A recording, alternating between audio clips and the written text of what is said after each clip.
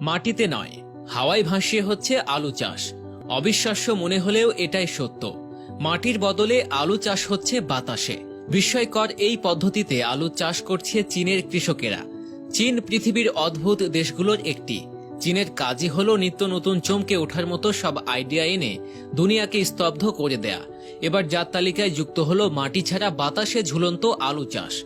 বিশেষ জাতের এই আলুর বৃদ্ধি হয় বাতাসে ঝুলে থেকে। কিন্তু যে কোনো গাছের বৃদ্ধি ও ফলনের জন্য তার দরকার হয় কিছু পুষ্টিকর উপাদান, যা গাছ সংগ্রহ করে মাটি থেকে।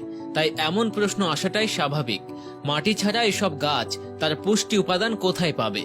চীনের কৃষকেরা এমন একটি পদ্ধতি অবলম্বন করেন যেখানে মাটি ব্যবহারের কোনো প্রয়োজনই নেই, যার পরিবর্তে তারা ব্যবহার করেন এক বিশেষ পুষ্টিকর দ্রবণ।